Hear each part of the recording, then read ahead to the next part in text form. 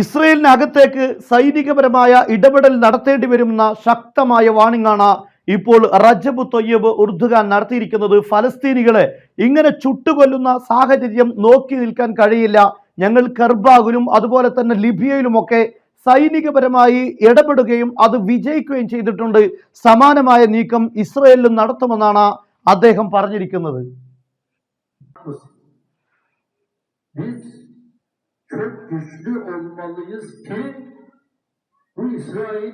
യഥാർത്ഥത്തിൽ അർമീനിയക്കെതിരെ കർബാഗിൽ അതിശക്തമായ നീക്കങ്ങൾ തുർക്കി നടത്തിയിട്ടുണ്ടായിരുന്നു.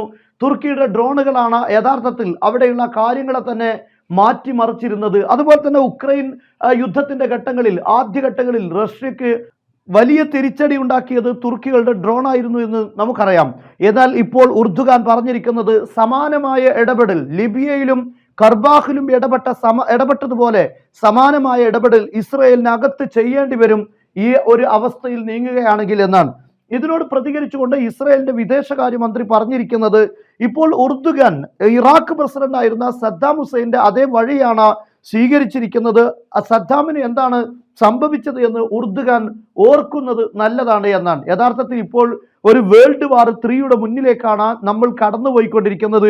ലോകശക്തികൾ ആണവായുധങ്ങൾ തട്ടിയെടുത്ത് അവരുടെ ശത്രു രാഷ്ട്രത്തിന്റെ ബോർഡറുകളിലേക്ക് എത്തിച്ചു കൊണ്ടിരിക്കുകയാണ്. നമുക്കറിയാം ചൈനയും റഷ്യയും അതുപോലെ തന്നെ ഇറാനുമൊക്കെ ഇത്തരം നീക്കങ്ങളിലേക്കാണ് ഇപ്പോൾ പോയിക്കൊണ്ടിരിക്കുന്നത്. അതോടൊപ്പം തന്നെ മറ്റൊരു ഭാഗത്ത് ബ്രിട്ടനും ജർമ്മനിയും അതുപോലെ തന്നെ അമേരിക്കയും ഇസ്രയേലും മറ്റൊരു ദിശയിലേക്ക് കാര്യങ്ങൾ നീക്കിക്കൊണ്ടിരിക്കുകയാണ്.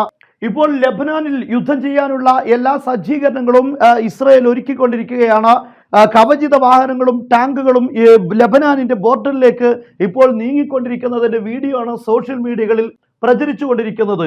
എന്നാൽ ഹിസ്ബുള്ള നേതാവ് ഹസൻ നസ്രുള്ള ഇപ്പോൾ പറഞ്ഞിരിക്കുന്നത് ഇസ്രയേൽ ഞങ്ങളുടെ ലെബനാനിലുള്ള ഒരു ബിൽഡിംഗ് തകർക്കുകയാണെങ്കിൽ അതിന് പകരം തെല്ലബീബിലെ ബിൽഡിംഗ് ആയിരിക്കും, വീട് തകർക്കുകയാണെങ്കിൽ വീടായിരിക്കും, എയർപോർട്ടുകൾക്ക് പകരം എയർപോർട്ടുകളായിരിക്കും എന്ന രൂപത്തിലുള്ള ശക്തമായ മുന്നറിയിപ്പ് നൽകിയിരിക്കുകയാണ്. ഇതുവരെ ജനവാസ കേന്ദ്രങ്ങളോ വീടുകളോ അല്ലെങ്കിൽ പ്രധാനപ്പെട്ട അടിസ്ഥാന സൗകര്യങ്ങൾക്കെതിരെയോ ഹിസ്ബുള്ള ആക്രമണം നടത്തിയിരുന്നില്ല. അതേസമയത്ത് ഏറ്റവും സുരക്ഷിതമായ കേന്ദ്രങ്ങൾ എന്ന് പറയാവുന്ന ഇസ്രയേലിന്റെ സൈനിക കേന്ദ്രങ്ങളെ ആയിരുന്നു ലക്ഷ്യമാക്കിയിരുന്നത്.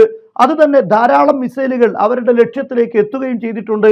യഥാർത്ഥത്തിൽ സൈനിക കേന്ദ്രങ്ങൾ പ്രധാനമായും എല്ലാ അർത്ഥത്തിലുമുള്ള പ്രതിരോധ സംവിധാനങ്ങളാൽ വലയം ചെയ്ത പൂർണ്ണ പ്രൊട്ടക്ഷൻ ഉള്ള ഏരിയയാണ്.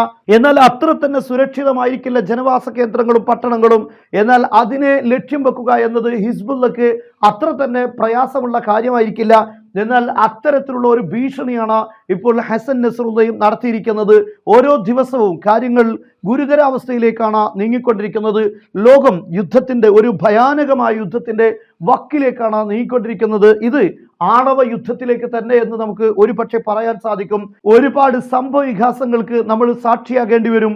അതൊരു പക്ഷേ വലിയ ആണവ യുദ്ധത്തിൽ തന്നെ കലാശിക്കുമെന്നാണ് നമുക്ക് മനസ്സിലാകുന്നത്. എന്നാൽ ഈ യുദ്ധത്തിൻ്റെയൊക്കെ പ്രധാനപ്പെട്ട കേന്ദ്രം സിറിയ ആയിരിക്കുമെന്ന് തന്നെയാണ് ബോധ്യപ്പെടുന്നത്. അവിടെയാണ് റഷ്യയുടെയും അതുപോലെ തന്നെ ഇറാന്റെയും അതേസമയത്ത് അതോടൊപ്പം തന്നെ അമേരിക്കയുടെയും ഫ്രാൻസിന്റെയും ഒക്കെ എയർബേസുകളും കേന്ദ്രങ്ങളുമായി മാറി നിൽക്കുന്നത്.